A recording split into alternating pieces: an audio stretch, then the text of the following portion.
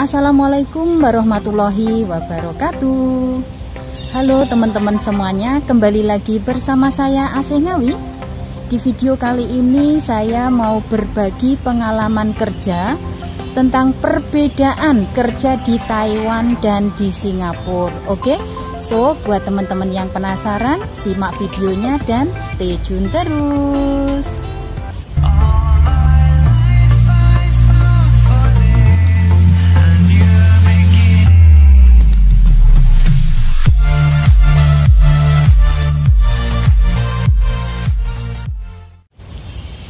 Nah teman-teman, ada banyak sekali perbedaan ya kerja di Taiwan dan di Singapura itu. Oke, selain potongan juga dari yang lain-lain. Nah di sini saya akan menjelaskan semuanya ya teman-teman. Oke, so yang pertama soal potongan gaji. Nah kalau di Singapura itu teman-teman, selepas kita potongan gaji dalam waktu 6-8 bulan, nah itu kita terima gaji full. Dan selepas itu kita nggak akan dipotong apa-apa lagi, karena itu adalah peraturan yang berlaku di Singapura ya. Seumpama gaji kita 600 tiap bulannya ya, selama potongan gaji kita masih terima sisa potongan.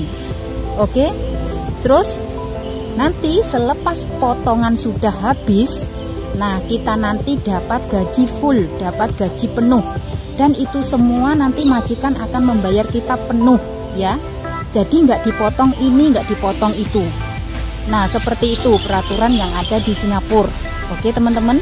Dan di Singapura pun teman-teman, bagi kalian yang ingin cek medikal, untuk sakit pergi ke dokter seperti itu, terus bikin paspor, itu semua yang menanggung adalah majikan. Semua sudah tertera dalam surat perjanjian kontrak kerja. Oke. Nah enaknya seperti itu di Singapura. Tapi ya begitulah, di Singapura ini gajinya dibandingkan di Taiwan memanglah sangat berbeda ya. Ya memang di Taiwan itu gajinya tinggi, tapi di sana kan kerjanya berat. Nah kerjanya harus selain merawat jompo, nah juga membersihkan rumah. Karena pengalaman saya selama saya di Singapura, di Taiwan itu adalah seperti itu. Oke.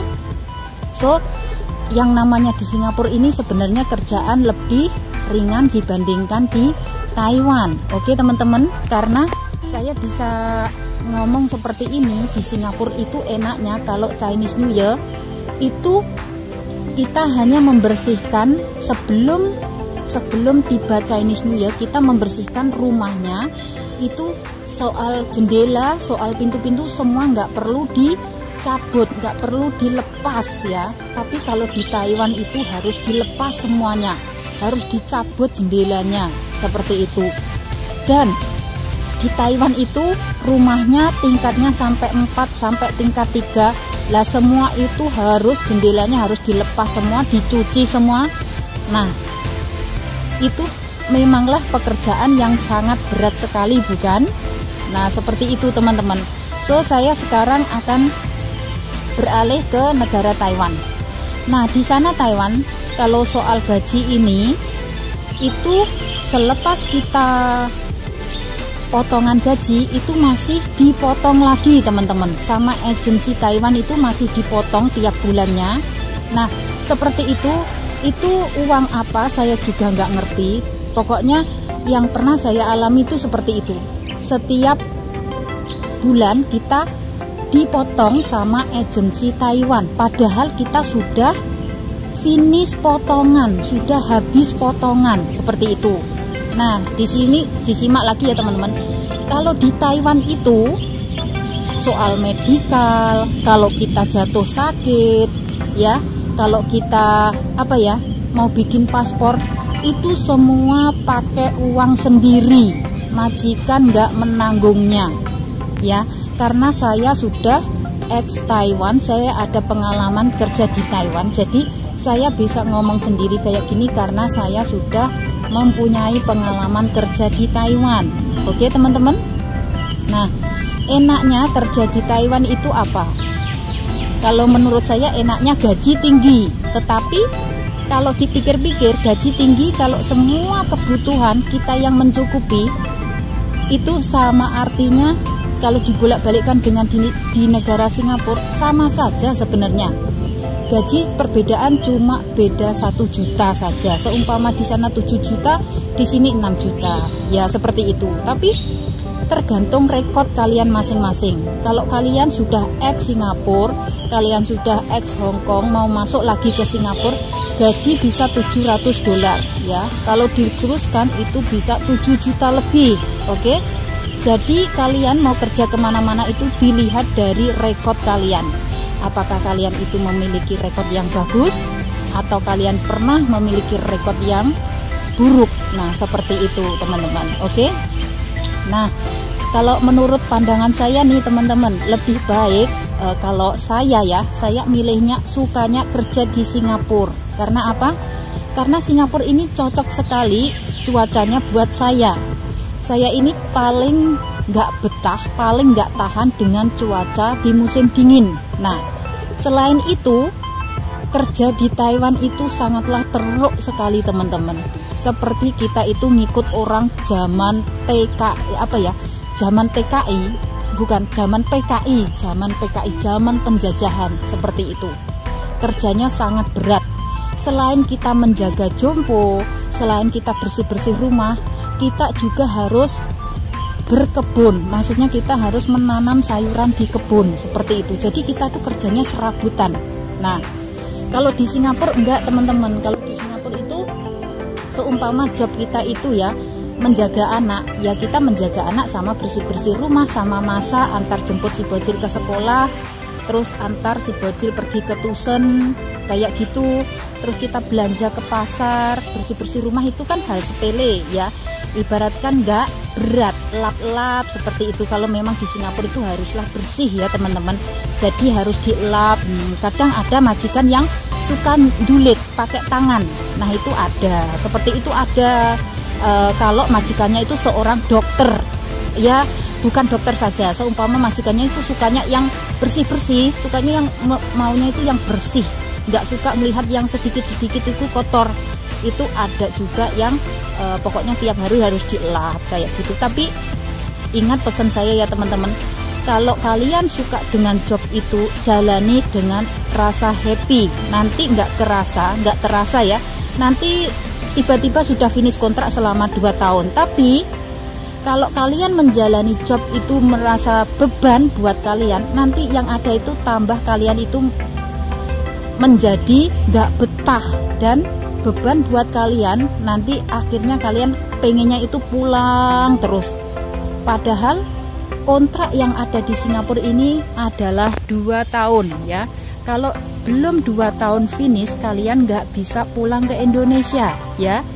Seperti itu ya, bisa kalian pulang ke Indonesia, itu bisa. Tapi kalian harus menyelesaikan potongan gaji dulu selama 6 atau 8 bulan. Kalau potongan belum selesai, nanti kalian didenda oleh agensi Singapura ataupun didenda oleh PT Indonesia, seperti itu. Karena waktu kalian terbang ke Singapura itu semuanya butuh biaya ya teman-teman. Semua mulai dari pendidikan di PT ya, mulai dari latihan-latihan di PT, terus cek medikal, terus kalian itu harus bikin paspor juga ya di Indonesia. Nah semua itu butuh biaya. Jadi kalian harus mikirnya ke arah kalau bisa itu kerja harus finish kontrak dalam waktu 2 tahun. Nah selepas itu kalau kalian memang merasa nggak betah atau memang merasa pengen pulang, ya monggo silahkan pulang. Yang penting pulang ke Indonesia itu harus membawa kesuksesan ya. Seumpama kalian nggak betah teman-teman, ini saran saya ya, seumpama kalian nggak betah dengan job yang kalian dapatkan, kalian bisa telepon ke agensi kalian. Kalian bisa telepon, bisa ngomong, saya nggak betah dengan job ini, minta ditransfer. Itu nggak apa-apa teman-teman, daripada nanti kalian di sana merasa terbebani, terus merasa nggak happy dengan job yang kalian dapatkan, nanti malah menjadi beban ya. Akhirnya kalian menjadi stres. Karena merasa nggak happy dengan job ini, seperti itu. Banyak sekali sih sebenarnya ya yang membuat kalian itu nggak happy dengan job yang kalian dapatkan itu. Seumpama ya, mendapatkan majikan yang cerewet, mendapatkan job yang berat ya, terus mendapatkan majikan yang suka marah-marah, mendapatkan majikan yang suka komplain, mendapatkan majikan banyak sekali ceritanya ya. Seperti itu kalian bisa telepon ke agensi kalian masing-masing, ngomong baik-baik sama agensi, kalau saya nggak betah kerja di sini, saya minta pindah, seperti itu. Jangan kalian bilang minta pulang ke Indonesia, nanti kalian didenda ya, karena potongan belum selesai, kalian nggak bisa minta pulang ke Indonesia begitu saja, nggak bisa, harus menyelesaikan tanggungan dulu ya teman-teman, seperti itu. Jadi menurut saya ini buat teman-teman saya yang masih ada di Indonesia, kalau ingin bekerja ke luar negeri, kalau ingin bekerja ke Singapura, pikirkan dulu yang mateng-mateng ya, jangan niatnya separuh-separuh. Kalau niat kalian separuh-separuh, nanti kalian sesampainya di luar negeri, itu yang ada adalah perasaan nggak betah saja, pengennya pulang ya. Tapi aneh juga loh teman-teman, ada orang yang dari Indonesia itu pengennya kerja ke luar negeri, tapi sesampainya di luar negeri pengen pulang ke Indonesia, kan aneh. Seperti itu ada ya, pengen sukses tapi nggak mau melewati prosesnya, nggak mau berjuang, itu ya juga nggak bisa ya teman-teman. Yang namanya kesuksesan itu butuhlah perjuangan, yang namanya kesuksesan itu butuh waktu ya. Jadi kita harus telaten, kita harus sabar, seperti itu. Kalau kita nggak sabar ya kita nggak dapat duit ya toh, seperti itu teman-teman ya. Kalau kalian ingin benar-benar niat 100% kerja ke luar negeri, ya harus niat dalam hati kalian 100%, niat mencari rezeki ke negara orang ya. Semoga diberikan kelancaran, semoga berkah ya, semoga mendapatkan majikan yang baik. Pokoknya mintanya itu yang baik-baik sama Allah, insya Allah nanti diijabah ya.